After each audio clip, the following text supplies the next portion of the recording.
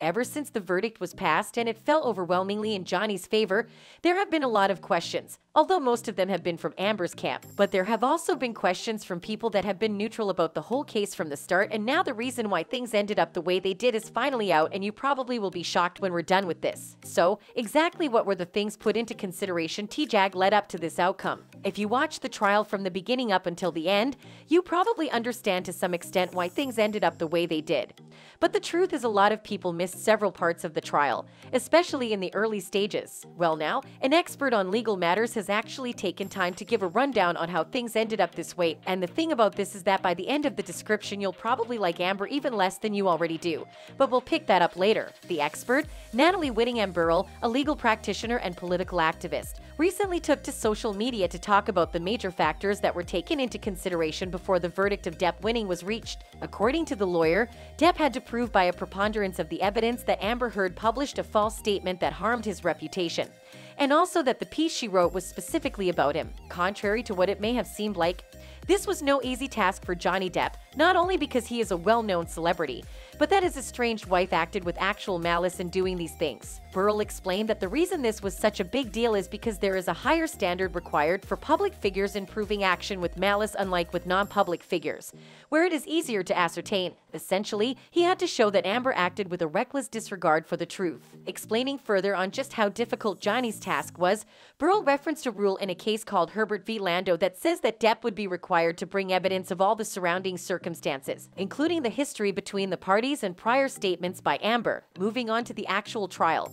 the expert went on to explain that unlike what Amber and her lawyer had been saying on the jury siding with Depp because of social media, she believes that's impossible because the jury doesn't get to just go off of how they feel about the parties in assessing the evidence. They have to follow the law that's given in jury instructions. One of those instructions is about the credibility of witnesses who provide the support for the surrounding circumstances.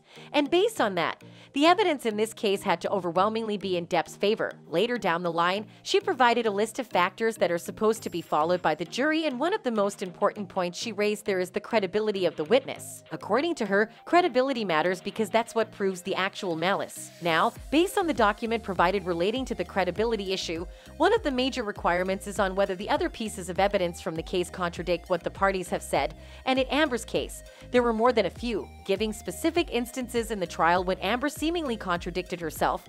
The expert cited the penthouse incident where the actress claimed Depp had assaulted her, leaving behind him destruction in the building and injuries to her face. However, witness Alejandro Romero, a front desk manager, saw Amber the following day and saw no injuries. The second incident she described was the TRO incident when Amber appeared at a courthouse to request a restraining order against Depp, with a bruise on her face. But these bruises were not seen by 5 witnesses or body cam footage who had seen her within that time. As if that wasn't bad enough, Amber later testified that she had no idea the media would be there. However, a former TMZ staff member testified that they were alerted that she would be at the court, with a bruise on the left side of her face. Amber herself had also testified in a deposition previously that TMZ had been alerted before gasping and covering her face. Just to be clear, Amber actually contradicted herself in both incidents, which was one of the many detrimental mistakes she made in making her case to the jury. To sum everything up, Depp proved that the statements made by Amber Heard were not only about him, because she basically attested to that on the stand, and that coupled with the surrounding circumstances,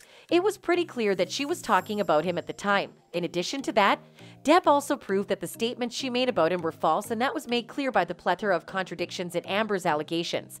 And don't even get me started on the witnesses confirming all of these. Given that this was a very comprehensive overview of everything that went down during the trial, it had a lot of fans talking about the case, and some of them even gave their own not-so-professional opinions about the case. One user wrote, "It's like people forgot that the jury had to decide on these statements. They didn't have any outsider knowledge and didn't know how the world felt. They had to answer those questions with the evidence that was provided by them." Another user wrote, "A jury may decide a case any way they want. They represent the collective consciousness of the community. They aren't lawyers. They are the law while charged with duty. Different jury, different outcome. Jury instructions vary, are controversial and problematic." Well, it's safe to say all parties made pretty good points, but the fact is that the evidence was overwhelmingly on Johnny's side, and that's basically what made things end up in his favor. And given that nothing much will be changing in the appeal, we can already tell how things will turn out. But still, tell us, do you think anything could change the outcome of the case?